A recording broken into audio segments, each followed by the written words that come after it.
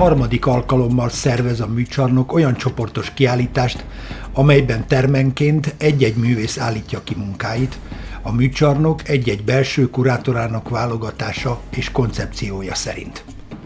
A mostani tárlat előzményei a 2016-os Frissen, illetve a 2018-as 9 műteremből című bemutatók.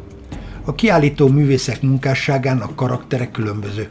Ennek ellenére az egyes külön termek kiállításait összetartja a közös cím, a közös katalógus és az, hogy minden esetben a műcsarnok munkatársai válogatnak a művek közül.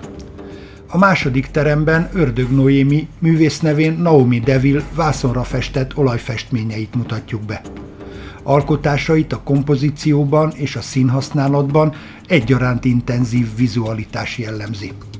A korábbi popos, futurisztikus, illetve szürrealista festményeket követően az utóbbi évek munkái többnyire a barokk és a manierista festőkre emlékeztető módon zsúfoltak, de 2017-es sorozatán barokkos képeinek mintegy ellenpontozásaként Ingres és Bouguereau nőalakjait parafrezálja a klasszicizálás jegyében letisztult terekben.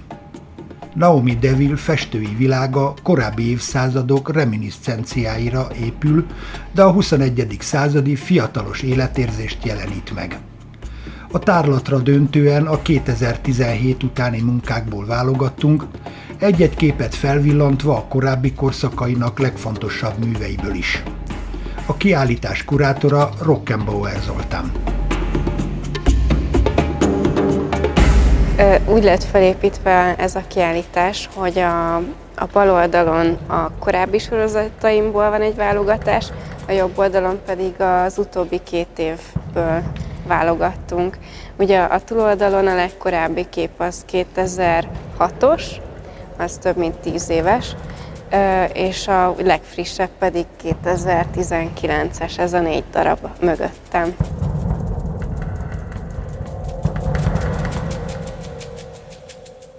Ezek ugye barokk korszakból szedtem portrékat, és ezeket dolgoztam fel újra, úgy, hogy visszahozzam őket a 21. századba, tehát hogy eltéveszthetetlenül úgy érezzük, hogy ez a figura ez mai, és nem a múltból jön. Mégis az az érzésünk, hogy itt valami nem stimmel, tehát hogy ez a 2 korszaknak a fúziója nekem az, ami fontos.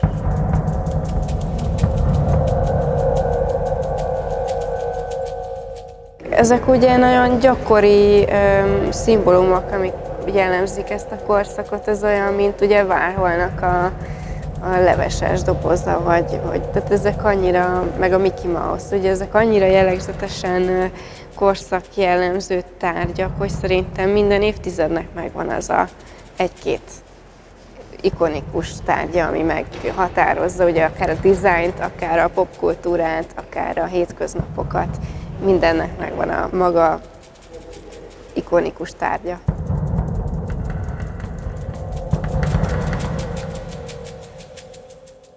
Én igazából nekem eleinte is nagyon fontos volt, hogy technikailag tökéletesen fessek. És amikor megjelent a Google Art Project, aminek az a lényeg, hogy minden múzeum föltölti az anyagában lévő festményeket nagyon nagy felbontásba, akkor fedeztem fel ezeket a festményeket, mert úgy nagyon szerettem belezoomolni ezekbe a képekbe, és ellesni, hogy a régi mesterek egy-egy ecsetvonást, vagy egy-egy feladatot hogyan oldottak meg. Tehát ebből próbáltam tanulni, és akkor valahogy ebből jött az ötlet, hogy ezeket le is lehet tölteni, és amikor már úgy letöltöttem, és a saját gépemen nyitottam meg, akkor úgy elgondolkoztam, hogy hát mégis ez lehet kolláshoz is használni, vagy újra feldolgozni. Tehát ez így jött, ez az egész.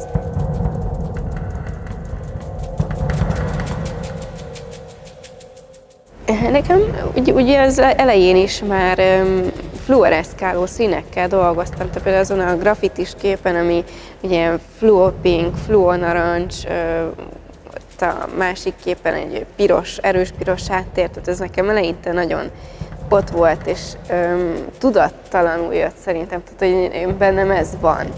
És ez így meg is maradt, tehát hogy így nem hallgattam az emberekre, mert úgy mindig mondták, hogy fú, hogy hát visszafogottabb színeket, vagy kevesebb színet, meg nem. Tehát, hogy nem kell annyira erőltetni ezeket a harsány színeket, de én mindig úgy voltam, hogy, hogy ez a jó, és én ezt imádom.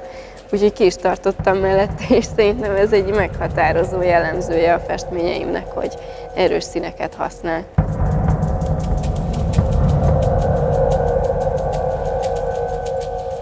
Igazából már szokták sokan mondani, hogy ez szürreális és a pop art között van, és Amerikában már létezik is a pop-szürreális művészeti irányzat, ami úgy gondolom, hogy az én művészetemre abszolút mondható, hogy pop-szürreális.